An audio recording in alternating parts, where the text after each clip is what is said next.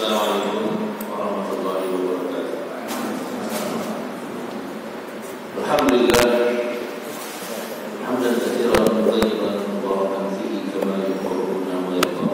Asyhadu an la ilaha illallah wahdahu la syarika lah wa asyhadu anna Muhammadan abduhu wa rasuluh. Allahumma shalli wa sallim ala nabiyyina Muhammadin wa ala alihi wa sahbihi ajma'in wa man tabi'ahum bi ihsan ila yaumil din. Alhamdulillah, hari ini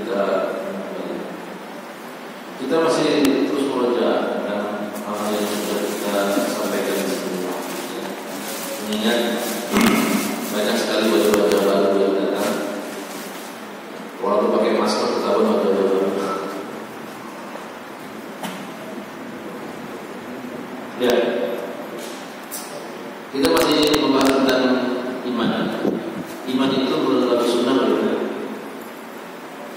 Iman itu definisi iman bagaimana?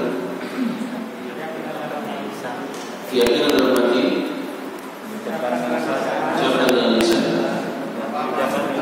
yang dengan terus bertambah dengan ketaatan, berkurang dengan maksiat. Ini kaidah bagi ngaji itu waktu itu bacanya paham kaidah. Kalau tak paham kaidah itu akan nanya terus. Kaidah itu kalau bahasa sederhananya adalah rumusan. Ahlus sunnah itu juga itu meyakini iman itu tiga: hati, lisan, dan amal. Dia bisa bertambah, bisa berkurang. Bertambah dengan ketaatan, berkurang dengan maksiat. Jadi kaidah antum kemanapun yang mana harus sunnah pasti begitu. Jadi kita harus ini dari awal sampai akhir di bab awalnya itu diceritakan bagaimana tidak terserah itu tidak harus sunnah wal jamaah maksudnya. Ya.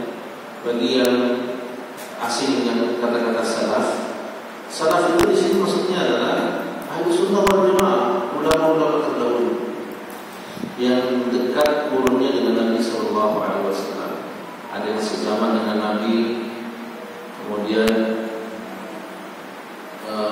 orang yang hidup setelahnya dan setelahnya. Itu salaf, orang yang terdahulu dalam keimanan dan dalam masalah. Nah, akidah mereka, kita mengikuti perintah untuk mengikuti akidah mereka, manhaj mereka, cara beragama mereka. Manhaj mereka itu cara beragama mereka, ya. Beda dengan madhab. Madhab itu beda dengan manhaj. Kalau dalam pertemuan yang lalu dikatakan bahwa 4 a'imah, 4 madhab, yaitu Imam Abu Hanifah, ya, Imam Malik, Imam Syafi'i, Imam Ahmad bin Hanbal. Ini keempatnya ahlu sunnah wal jamaah. Ya, keempatnya ahlu sunnah wal jamaah. Maksudnya apa? Mereka bermanhaj salaf. Mereka bermanhaj salaf. Akidah mereka satu, tidak ada perbedaan di antara mereka. Akidah mereka sama, i'tiqad mereka sama. Mereka sama-sama meyakini bahwa Allah lah satu-satunya menciptakan langit dan bumi. Mereka meyakini bahwa Allah lah satu-satunya yang berhak diibadahi.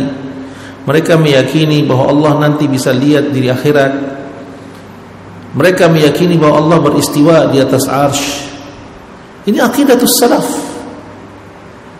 Ya, jadi bukan aqidatun najdiyah, bukan ulama-ulama najd saja yang seperti ini. Tapi ini ulama salaf, ulama-ulama terdahulu. Dan keempat imam ini adalah a'immatus salaf, a'immatul ahlus sunnah wal jamaah, imam-imam ahlus sunnah wal jamaah. Ya, mereka satu dalam akidah. Apa yang membuat mereka berbeda? Berbeda dalam masalah furu'iyah, cabang, masalah fiqhiyah. Ya, kalau Syekh Abdul Aziz Ar-Rajhi hafizahullah taala dalam muqaddimah akidah 4 imam madhab, ya, beliau mengatakan perbedaan mereka itu masalah furu'. Masalah satu cara ibadah. Yang satu ada yang menganggap hadis itu sahih, Ada yang menganggap hadis itu dhaif. Ada yang satu beranggapan berfatwa seperti ini karena belum sampai hadis kepada mereka. Sedangkan yang lain berfatwa karena apa? Sudah sampai hadis kepada mereka. Dan ini hal yang wajar. Hal yang wajar. Ya. Tidak menjadikan mereka bermusuhan antara satu mazhab dengan mazhab yang lain, atau satu pendapat dengan pendapat yang lain. Tidak. Karena mereka satu dalam akidah. Gitu ya. Jadi kalau antum tanya yang ahlu sunnah wal jamaah itu yang mana? Ya yang paling kaya yang kita kenal bermadzhab 4 ini yang kita tahu. Ya kan? Hanafi, Maliki, Syafi'i dan Hambali. Keempatnya ahlu sunnah wal jamaah. Ya kan? Jadi kalau Imam Syafi'i bilang sunnah, Imam Ahmad bilang bid'ah, kedua-duanya ahlus sunnah, manhajnya salaf. Ya. Ada nggak yang berani bilang Imam Syafi'i manhajnya itu bukan salafi? Nggak ada. Nggak ada ulama yang bilang seperti itu. Ya. Nah, yang kita bicarakan di sini masalah ta'riful iman, pengertian tentang iman. Pengertian iman itu disepakati oleh seluruh ulama. Ulama ahlu sunnah wal jamaah, mulai dari imam yang 4 dan imam sebelumnya, ya, seperti yang ditambah imam-imam yang lain seperti Imam Sufyan As-Tsauri, ya, kemudian Al-Auza'i, ya, Sufyan bin Uyainah, ya, dan seluruh a'immah salaf, mereka berkeyakinan iman itu definisinya adalah apa? Pembenaran dalam hati, ikrar dalam lisan, dan ditunjukkan dengan amal seluruh anggota badan. Dia bertambah manakala melakukan ketaatan, berkurang manakala melakukan maksiat. Antum pegang itu kaidah. Itu kaidah. Ya. Siapa saja yang berkeyakinan seperti ini, maka dia ahlus sunnah wal jamaah. Ya. Tapi sekali lagi, sunnah itu bukan cuma itu, ya kan? Sunnah itu ada berapa? Kata Imam Al-Ghazali, ada 10 ya. Termasuk haud, termasuk surga neraka, ya kan? Termasuk kubur, apa? Fitnah kubur, ya kan? Ini sunnah meyakini adanya sunnah kubur. Apa namanya fitnah kubur, ya kan? Adanya haud, adanya telaga, ya, adanya takdir. Ini ahlu sunnah meyakini itu sunnah itu pokok-pokok agama. Ya, salah satunya apa? Meyakini bahwa iman itu adalah ucapan dan perbuatan. Itu ahlu sunnah wal jamaah. Ini kesepakatan yang tidak boleh dilanggar. Maksudnya apa? Kalau antum melanggar ini berarti antum bukan ahlu sunnah wal jamaah. Ya, seperti ada orang sekarang nggak percaya dari surga. Surga itu cuma kiasan. Jadi menurut antum surga itu, ya surga itu suatu kenikmatan. Nanti setelah mati nggak apa-apa aja. Kalau saya mati saya tak dibawa ke tempat yang nikmat, itu surga. Jadi dia nggak percaya surga itu ada taman-tamannya, ada sungainya, ada kemah-kemahnya, ada rumahnya, pasirnya terbuat dari ini, debunya dari ini, airnya dari ini. Nggak percaya. Nah ini bukan ahlus sunnah wal jamaah. Tidak dinamakan ahlus sunnah wal jamaah. Keluar dari ahlus sunnah wal jamaah. Karena ahlus sunnah wal jamaah meyakini adanya surga, meyakini juga sebagaimana meyakini adanya neraka. Kan zaman sekarang orang macam-macam itu ya, ngakunya Islam tapi nggak percaya adanya surga. Maka kita keluarkan dia dari ahlus sunnah wal jamaah. Ini bukan pemahaman Islam, ini di luar dari Islam. Nah, ikhwan yang alhamdulillah wa iyyakum, kita bahas tadi masalah masih dalam kitab Furuq. Di masalah yang pertama itu, ahlus sunnah atau salaf meyakini bahwa iman itu adalah pembenaran dalam hati, ucapan dengan lisan, dan dibuktikan dengan amal seluruh anggota badan. Bertambah dengan ketaatan, berkurang dengan kemaksiatan. Ini catat sekali ya. Ini ikhwan yang ada di luar, ini kaidah. Antum pegang ini. Jadi antum tahu ini orang ahlus sunnah atau bukan. Ini orang salafi atau bukan? manhajnya lurus atau enggak? Lihat bagaimana pengertian dia tentang iman. Ya. Sekarang gini, banyak beredar tuh. Ada ustadz dari Salafi berdebat sama ustadz dari NU. Ya. Ketika disudutkan ustadz dari kiai dari NU ini tentang tahlilan, dia bilang iya, tahlilan itu memang betul dikatakan dalam kitab I'anatul Talibin itulah bid'ah munkarah, bid'ah yang dibenci, ya, bid'ah munkarah. Itu diajarkan di pondok-pondok. Kitab I'anatul Talibin itu dibahas di kitab-kitab pondok-pondok NU, ya. Tapi kenapa antum melakukan tahlilan katanya? Ya karena kalau kita melakukan tahlilan, kita akan ditinggalkan oleh orang. Kalau kita nggak melakukan tahlilan, nanti orang akan menjauh dari agama ini.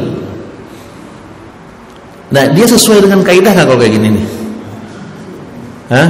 Berarti dia nggak sesuai dengan apa yang dia baca. Islam maksudnya dia yang dibaca, itulah yang dipraktekkan gitu, ya kan?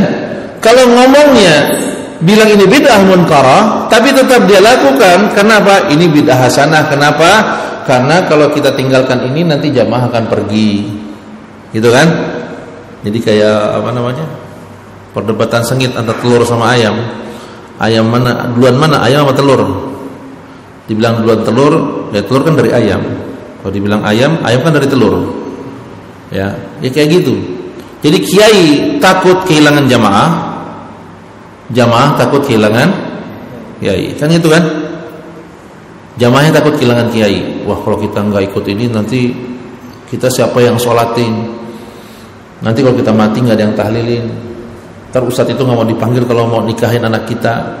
Nanti kita nggak ada yang mandikan jenazah kita, kan gitu kan? Jadi jamaah takut kehilangan kiai. Kiainya takut kehilangan jamaah. Karena kalau saya bilangin begini nanti jamaah pada lari. Begitu kan? Ini jadi kayak apa? Lingkaran setan. Lingkaran setan yang nggak bisa terputus. Terputusnya bagaimana? Kalau kembali kepada kaidah. Kembalikan kepada kaidah. Kalau di buku dibilang bid'ah munkarah, ya udah bid'ah munkarah. Jangan diada-adakan. Jangan dipelintar-pelintir supaya akhirnya jadi bid'ah hasanah. Ya kan? Tidak ada ulama yang bilang itu bid'ah hasanah. Itu bid'ah munkarah. Di kitab I'anatul Talibin diajarkan di pondok-pondok NU. Itu mazhab Syafi'iyah. Diajarkan itu. Dikatakan bahwa wajtama'a inna dzabhi, ya, berkumpul setelah mayat dikubur, ya. Kata Imam Syafi'i wa qara'tu ajtama'a inna dzabhi fa innahu yujaddidul huzn. Dalam kitab I'anatul Talibin, Imam Syafi'i bilang bahwa aku membenci kumpul-kumpul di tempat kematian sambil makan-makan. Kenapa? Fa innahu yujaddidul huzn. Karena itu sama juga mengorek kesedihan baru. Ya, itu membuat luka baru bagi siapa? Bagi keluarga yang ditinggal. Kan gitu kan? Itu Imam Syafi'i bilang begitu. Dia bilang ya itu kan di Baghdad. Itu kan di Irak. Kalau di Indonesia mau tradisinya udah kayak gitu. Jadi nggak bisa. Justru kalau kita nggak kumpul, kesian yang meninggal itu akan jadi sedih. Ini akal-akalan namanya, bukan agama. Memelintir hujah para ulama, pendapat para ulama dipelintir dengan sekehendak hatinya dia supaya kelihatan bid'ah hasanah. Ya, di sini antum sampai sini paham kan? Amin. Antum kesel nggak kalau gitu? Padahal hukumnya bid'ah munkarah, tapi sama dia dirubah jadi bid'ah. Antum marah nggak? Antum anggap apa orang yang gini? Hah? Ini yang udah ngaji. Kira-kira antum anggap apa orang yang gini? Bid'ah munkarah tapi dirubah-rubah jadi bid'ah hasanah. Nah, udah. Hah? Nah, pas itu. Ya kan orang apa namanya? Membaca dari Quran, membaca dari kitab, tapi tidak yang keluar itu fatwanya tidak sesuai dengan apa yang di kitab. Sama seperti orang Yahudi. Orang Yahudi itu begitu di zaman Nabi sallallahu alaihi wasallam ketangkap orang Yahudi yang zina. Ya. Lalu apa dihukum sama mereka? Sama mereka ditelanjangin, diarak keliling kampung. Nabi bilang, emang begitu hukum di kitabullah? Iya. Ya kan? Coba bacakan kata Nabi SAW, ditutupi hukum zina pakai tangannya dia, dilewatin. Kalau zina itu harus dirajam, dilewatin sama dia, ditutupin. Begitu bacaan zina itu terus ditutupi sama dia. Ini kerjaan Yahudi. Ya. Ini kerjaan Yahudi kayak begitu, biasa. Dia ketika Allah melarang mereka untuk mencari ikan di hari Hari Sabtu, hari Sabat. Mereka nggak cari ikan di hari Sabtu. Tapi bagaimana caranya? Orang hari Sabtu justru ikan kelihatan banyak di laut. Justru ikan hari Sabtu itu minggir ke tempat ke pantai, banyak kelihatan ikan. Apa yang mereka lakukan? Kita nggak boleh cari ikan dari Sabtu. Apa akalan mereka? Jadi Jumat sore mereka bawa bubu, bawa perangkap. Ya, dibiarkan bubu itu, lalu mereka pulang. Begitu masuk hari Minggu, malam Minggu mereka buru-buru ke bubu ditarik. Benar nggak dia nggak cari ikan di hari Sabtu? Nah, dia nggak cari ikan dari Sabtu tuh. Kenapa? Ya dia kan masang perangkapnya di hari Jumat, ngambilnya di hari Ahad. Ya udah selesai. Berarti kan dia nggak salah kan? Ini Yahudi kerjanya kayak gitu. Pelintar-pelintir hukum supaya akhirnya kelihatan jadi enak. Tapi nggak ngeliat kaidahnya. Larangannya itu apa? Larangan pokoknya larangan mencari ikan di hari Sabtu.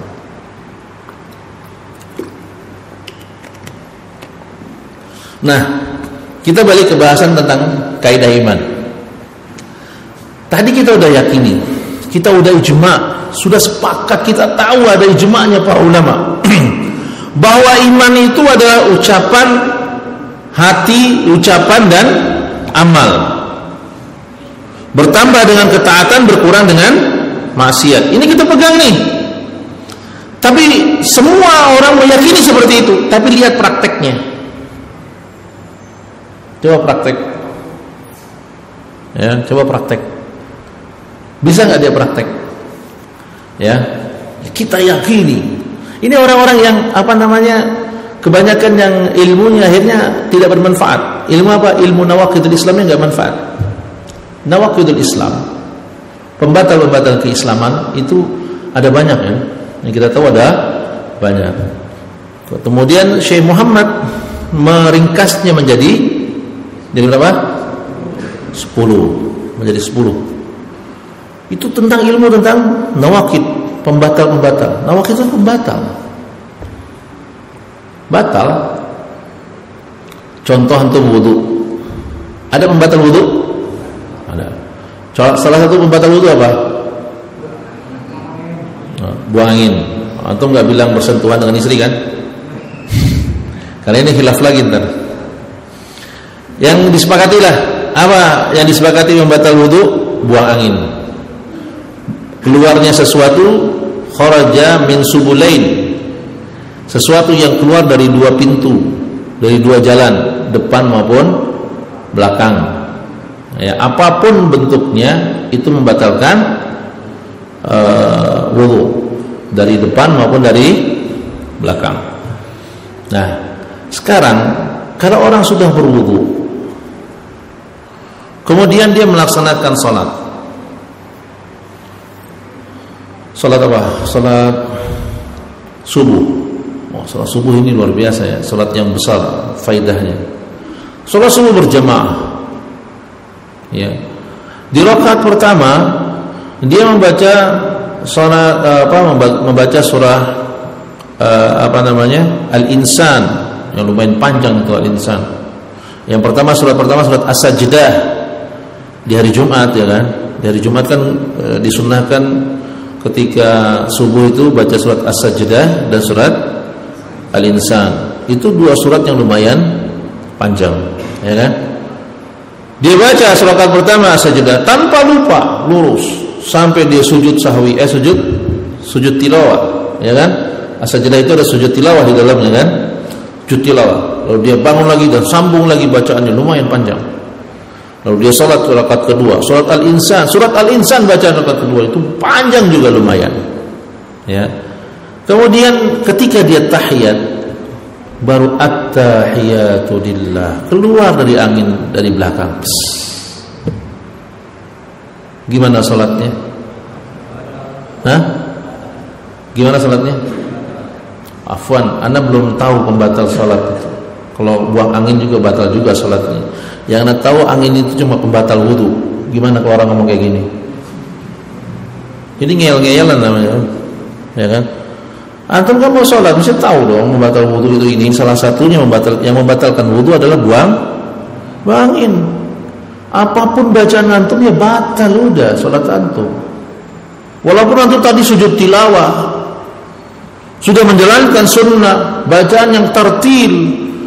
Rakaat pertama surat As-Sajdah, yang kedua surat Al-Insan, tartil semua bacaan antum. Ya kan? Tapi ketika antum baca at-tahiyatu lillah, kemana? Rakaat yang satu dan yang kedua hilang. Itu namanya pembatal, Pak. Itu yang namanya pembatal. Itu namanya pembatal. Ulangi lagi, itu yang namanya pembatal. Jadi kalau antum buang angin, sebanyak apapun surat yang antum baca, semuanya dianggap batal. Nah, kita balik pada iman. Adakah pembatal iman? Pembatal syahadat ada? Pembatal syahadat berarti kalau syahadatnya batal berarti Islamnya batal, itu maksudnya kan? Kalau syahadatnya batal berarti imannya semua batal. Ada nggak? Ada nggak pembatal syahadat? Mungkin sebagian kita bilang, oh apa iya syahadat itu ada yang membatalkannya? Loh, orang Islam ada yang murtad nggak? Ada. Kenapa dia murtad? Macam-macam ya kan, sebab murtad. Nah, kalau murtad masih disebut muslim nggak? Nah, berarti udah apa muslimnya tuh? Islamnya udah apa? Batal Islamnya. Kan udah pindah agama kan? Ya nggak? Murtad itu artinya pindah agama. Kalau pindah agama masih disebut muslim? Hah? Nggak. Menunggu putusan ulama dulu nggak? Karena lucu ya. Udah ketahuan dia nikah sama orang kafir, pindah ke gereja ibadahnya, masih dibilang muslimah. Kita bilang ini kafir, oh nggak boleh antum mengkafir-kafirkan sembarangan. Kenapa? Kafirkan itu harus keputusan ulama. Ditanya ulama yang mana? Ulama saya, ya kan? Ini makin gak karuan. Definisi ulamanya mereka bingung sendiri. Yang mengkafirkan itu harus ulama. Ya, ulama yang mana yang mengkafirkan, Mas? Tunjukkan kapasitas siapa yang layak dipanggil ulama. Syekh yang dipanggil ke Indonesia pun ketika ditanya apa hukum orang yang menghalalkan zina, dia bilang tidak boleh dikafirkan sampai dia keputusan ulama. Lalu yang ngomong ini ulama bukan berarti? Berarti yang ngomong bukan ulama, dia nggak bisa mengkafirkan, ya kan? Lalu ulama yang bisa mengkafirkan? Ketika ada ulama yang itu kafir, ini ulama khawarij, ulama takfiri, ini kan ajib jadinya kan? Ya kan? Ketika ada ulama ini kafir perbuatan ini, wah ini ulama takfiri, nggak boleh kita pakai pendapatnya. Jadi sesuka-suka dia sendiri itu. Jadi yang Anda bilang nggak sesuai, nggak sinkron antara kaidah dengan nyata. Kita balik lagi masalah nawaqid, pembatal keislaman. Salah satu pembatal keislaman itu apa? Syirik. Salah satu perbuatan syirik apa? Syirik itu kan definisinya luas, banyak tuh. Salah satu perbuatan syirik itu apa? Berkorban untuk selain Allah. Maksud berkorban apa? Berkorban untuk selain Allah maksudnya apa? Saya berkorban untuk keluarga saya. Itu berkorban apa ini? Maksudnya berkorban di sini adalah menyembelih, memotong hewan untuk selain Allah. Jadi siapa saja yang menyembelih hewan untuk selain Allah Subhanahu wa taala, maka ijma'nya para ulama dia telah batal syahadatnya. Paham enggak? Ya, paham? Kenapa? Kok batal? Ya kan, iman itu tadi antum yakini ada 3 itu kan, hati, lisan dan amal. Menyembelih itu termasuk bagian dari amal, ya kan? Bagian dari amal. Dia telah menyembelih hewan untuk selain Allah. Berarti batal nggak syahadatnya? Batal syahadatnya, Pak. Sepakat itu, sepakat nggak dong? Sepakat. Para ulama sepakat. Karena apa? Ini ijma'nya para ulama. Siapa saja berkurban untuk selain Allah, maka batal syahadatnya. Karena nawaqid yang membatalkan syirik, salah satu bentuk kesyirikan adalah menyembelih untuk selain Allah, dan ini ijma' para ulama, bukan mazhab Syafi'i saja, bukan mazhab Hambali saja, tapi ini ijma'nya ulama. Siapa saja yang berkorban, kenapa? Karena kurban itu adalah ibadah. Kurban itu adalah ibadah, dan ibadah tidak boleh ditujukan kecuali hanya untuk Allah, ya kan? Jadi sepakatan tuh, orang yang menyembelih hewan untuk Nyi Roro Kidul batal nggak syahadatnya? Hah? Waktu korbannya dia baca Bismillahirrahmanirrahim, Allahu Akbar, bagaimana? Hah? Sebelum dia menyembelih, lalu menggotong kepala kerbaunya dengan baca La ilaha illallah, La ilaha illallah. Gimana? Kenapa batal? Karena berdiri sendiri membatalnya kan. Dia gak sinkron antara hati, lisan dan amal. Hatinya meyakini Allah Subhanahu wa ta'ala sebagai ilah, lisannya mengucapkan Allah sebagai ilah, tapi amalnya dia tujukan ibadah untuk selain Allah. Gak sinkron, gak sinkron, ya.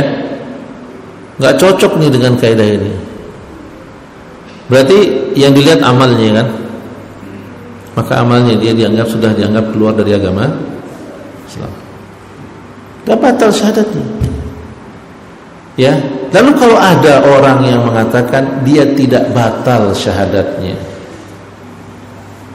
menurut kami iman itu hati, lisan dan amal, bertambah dengan ketaatan, berkurang dengan maksiat. Bagaimana hukumnya orang yang menyembelih untuk Nyi Roro Kidul? Masih muslim karena dia nggak ngerti. Gimana? Begitukah? Tadi kaidah iman kita kembalikan lagi. Kaidah iman itu gimana? Kaidah iman itu mengatakan meyakini dalam hati, diucapkan dengan lisan, diamalkan dengan anggota badan, bertambah dengan ketaatan, berkurang dengan maksiat. Ada nggak kata-kata pengecualian orang-orang jahil? Hah? Ada nggak pengecualian orang jahil? Pengecualian kecuali dia nggak tahu. Ada nggak? Nggak ada. Nggak ada. Nggak ada pengecualian orang kecuali dia nggak ngerti. Nggak ada. Definisi mencuri itu mengambil hak orang lain, itu definisinya mencuri. Kalau antum siapa saja mengambil milik orang lain, maka itu namanya mencuri. Gimana kalau dia nggak tahu kalau mengambil barang orang itu dinamakan pencuri? Ada nggak orang yang nggak tahu kalau mengambil hak orang lain itu namanya mencuri? Hah? Ada nggak? Nggak ada yang tahu. Apa iya ada orang nggak tahu kalau mengambil barang orang itu namanya mencuri? Mustahil kan? Mustahil. Ya. Maka ikhwan yang adzalillah wa iyyakum, jadi sangat lucu sekali. Ini salah satu membatal syahadat itu, salah satunya itu. Salah satunya adalah perbuatan syirik, yaitu beribadah kepada selain Allah atau menyembelih hewan untuk selain Allah. Itu namanya membatal. Siapapun yang melakukan itu batal syahadatnya. Kaidah ini menyangkut ke semua. Antum melakukan itu, antum batal. Anda melakukan itu, Anda juga batal. Namanya kaidah itu kena ke antum ya kena ke ana. Yang dengar kena, yang ngomong juga kena. Kalau seandainya menyelisih apa yang dibilang kaidah, dia keliru semua. Nggak bisa dikatakan ini hanya untuk orang-orang yang ngerti saja, yang tidak mengerti nggak apa-apa. Kalau begitu rusak agama ini, Mas. Jadi hukum yang dikenakan buat orang-orang yang tahu, yang berilmu. Yang nggak berilmu nggak kena hukum. Ini hancur namanya. Orang nggak ada yang mau menuntut ilmu kalau begitu. Mendingan kita bodoh aja lah, ya kan? Kalau pakai kaidah begitu, kalau pakai kaidah mereka, orang melakukan ini tetap dihukumi Muslim, ya kan? Kaidah mereka yang dipakai. Kalau begitu, berarti kan seakan-akan dia mengatakan hukum ini berlaku hanya orang yang buat orang yang ngerti. Kalau nggak ngerti, tidak kena hukum ini. Betul begitu? Nah, kalau pakai kaidah begitu, enakan mana? Ngerti apa nggak ngerti? Hah? Enakan ngerti? Enakan nggak ngerti, nggak dapat hukuman. Bener lah apa kata setan itu. Anda malas ngaji lah. Kenapa? Ngaji jadi banyak tahu. Banyak tahu jadi banyak salah. Banyak larangan jadi banyak salah. Banyak salah jadi banyak dosa. Banyak dosa malah masuk neraka. Mendingan gak usah ngaji. Kalau gak ngaji kan banyak gak tahu kan. Kalau gak tahu kan dimaklumi, betul kan? Betul ya? Kalau gak ngerti ya dimaklumi, gak kena hukum kok. Maklum. Apa? Dia gak ngerti, dia jahil, dia bodoh, dimaklumi aja. Ya kan? Kalau dimaklumi berarti kan gak ada dosa. Kalau nggak ada dosa tempatnya di mana? Di surga. Mendingan nggak ngaji. Buat apa Allah beri gembar-gembor bahwa menuntut ilmu itu jalan cepat menuju surga? Nabi bilang begitu. Kata Nabi, menuntut ilmu masalah tariqan yaltamisu fil man sahalallahu bihi tariqan ilal jannah. Orang yang memudahkan langkahnya untuk menuntut ilmu agama, dia akan mudah masuk ke dalam surga. Allah mudahkan dia jalan menuju surga. Kenapa? Dia alim, dia mengerti. Ya. Wah, ini kajian takfiri ini. Berarti menghalalkan darah kaum muslimin. Inna lillahi wa inna ilaihi raji'un. Mestinya antum pahami dulu, ya. Yang kita sifati ini orang itu yang melakukan kesyirikan namanya musyrik. Orang yang mencuri namanya pencuri. Orang yang berzina namanya pezina. Pertanyaan Anda sama antum, apakah kalau orang mencuri langsung kita potong tangannya? Hah? Tidak. Apakah orang berzina langsung dirajam? Tidak. Siapa yang berhak merajam? Pengadilan, mahkamah kan? Tangkap dulu, biar mahkamah nanti yang mengadili layak dihukum atau tidak. Tapi label pezinanya hilang nggak? Tidak. Paham nggak sini? Ini sebenarnya masalah yang sederhana sebenarnya. Kalau antum mau duduk, mau dengar masalah seperti ini ya, ini bisa dipahami dengan benar tuh. Maksudnya bisa diterima dengan akal yang paling rendah sekalipun. Kenapa? Tauhid itu standar orang kebanyakan yang Allah buat. Orang awam sekalipun akan memahami tauhid, ya kan? Orang awam sekalipun akan memahami tauhid, akan memahami metode atau cara beragama seperti ini, ya kan? Yang bikin susah itu orang-orang yang ngaku pinter keblinger, ya kan? Itu yang akhirnya keblinger, muter-muter nggak karuan. Ngebantah akhirnya justru menunjukkan semakin lemahnya hujah mereka. Ya, ini tidak dikafirkan dia, tidak dikafirkan maksudnya di mana? Antum harus bedakan dulu antara vonis dengan statusnya. Ya, ini belum apa-apa sudah bikin stigma yang buruk. Hati-hati kajian di Al-Hikmah takfiri. Loh, antum udah datang belum? Belum. Kata siapa? Katanya itu siapa? Nggak ngerti. Karena yang dibahas itu kitab Al-Furuq. Emang ada apa dengan kitab Al-Furuq? Kitab Al-Furuq itu mengajarkan tidak ada uzur atas kejahilan. Siapa yang bilang? Antum udah baca belum? Belum. Tahu dari mana? Katanya lagi. Antum udah baca belum? Belum. Yang furu' ada uzur atas kejahilan kok. Ada uzur atas kejahilan. Siapa orang-orang yang diuzur? Ada rinciannya tentunya. Untuk siapa uzur? Kenapa diberi uzur? Siapa-siapa yang diberi uzur itu ada rinciannya. Ini karena termakan medsos, tiap hari kerjaannya lihat medsos, ngajinya lewat medsos, dan demennya berdebat. Ajib. Benar, sekarang ini benar-benar timbul keajaiban-keajaiban. Ya. Ustadz-ustadznya nggak mau dibilang ulama, saking tawadhu'nya. Ustadz-ustadz nggak mau dibilang ulama. Yang ngaji bertindak atau bersikap seperti ulama. Apa kerjanya? Berdebat aja. Ustadznya nggak mau yang berdebat. Ini yang ngaji waduh berdebat luar biasa. Ini apa riwayat itu?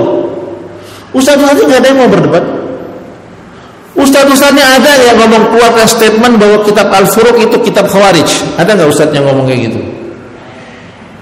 Ada nggak ustadz yang ngomong kayak gitu? Nggak ada ustadz yang ngomong kayak gitu. Yang bilang kitab Furuq Khawarij siapa? Ana bilang itu kitab Furuq itu Syekh Fauzan mengatakan ini kitab baik, bagus untuk disebarkan supaya kaum muslimin faham tentang akidah yang benar. Ya kan? Ini Syekh Saleh Fauzan. Ada yang meragukan keulamaan beliau? Ya Pak. Ustaz-ustaznya nggak ada yang meragukan keulamaan beliau.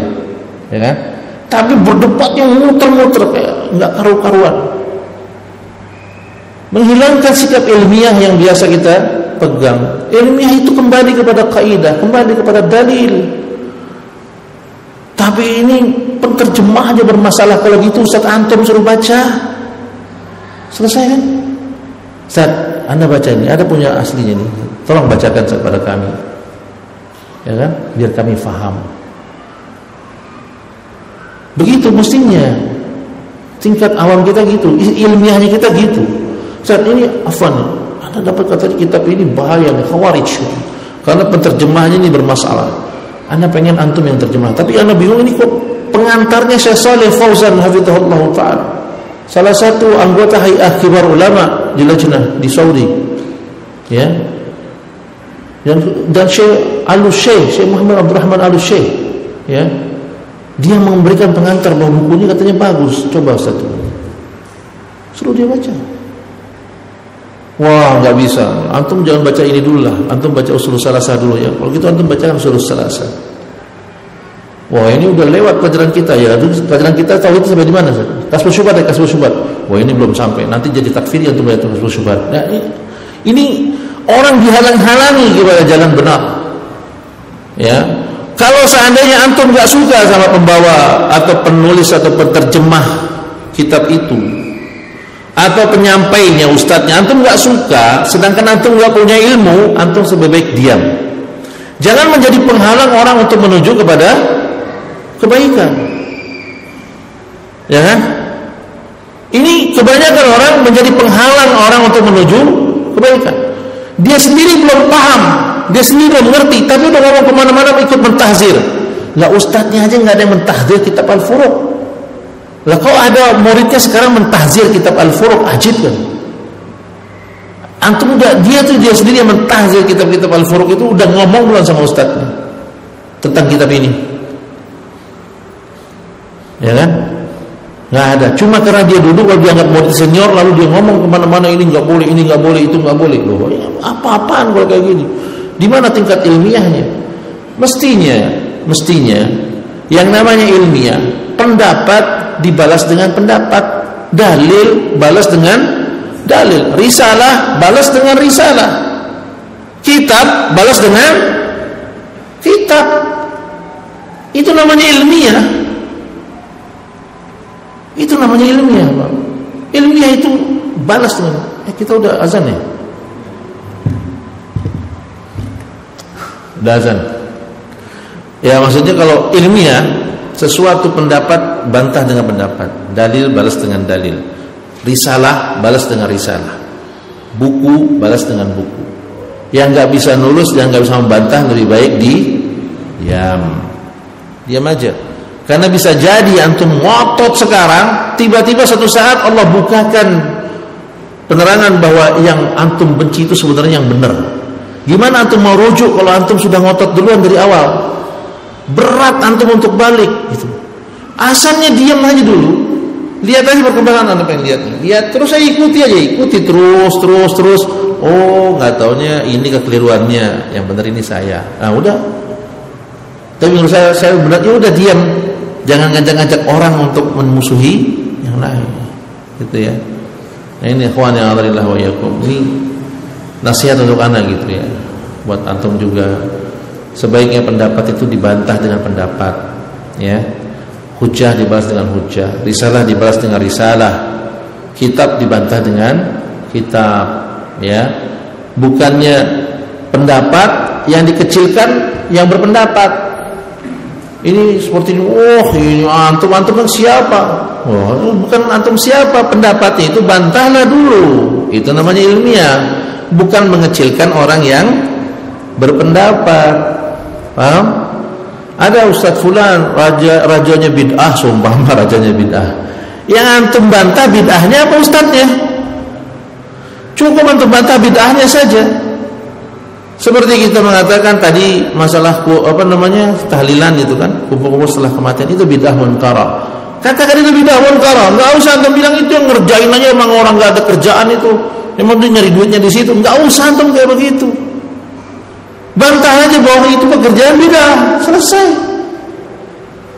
Bukan mengecilkan orang yang mengerjakannya. Ini yang ilmiah cuma sekedar label aja saat ini gitu. Ya.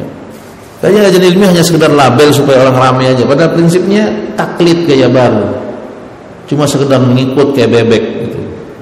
Satu dipegang sono ikut ke sono, tanpa ada rasa sensitivitas terhadap keilmihan dari sebuah hujjah.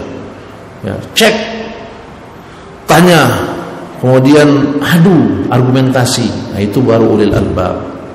Ya. Diajak debat dikatakan kita takfiri, diajak ngobrol nggak mau, takut kena syubhat, aneh kan?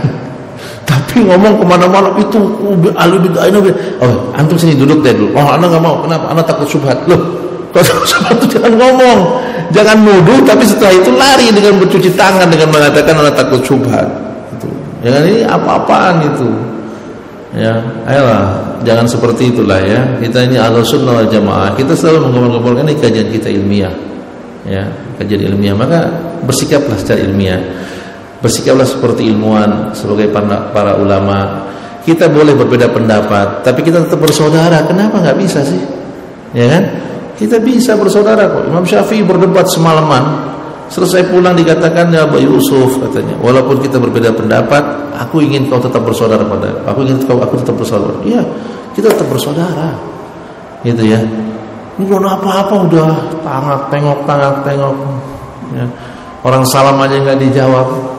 Ngelihat dia jadi imam lari. Lalu yang takfiri siapa sebenarnya? Ajib juga orang-orang gitu ya kan. Allahu musta'an. Ya udah, habis ini dulu nanti kita lanjutkan lagi penyimpangan dari sekte Jahmiyah, Murji'ah dan lain sebagainya dalam masalah perkara iman pada pertemuan berikutnya. Demikian. Wassallallahu ala nabiyyina Muhammad wa ala alihi washabbihi ajmain. Subhanakallahumma bihamdik asyhadu an la ilaha illa anta astaghfiruka wa atubu ilaik. Wassalamualaikum warahmatullahi wabarakatuh.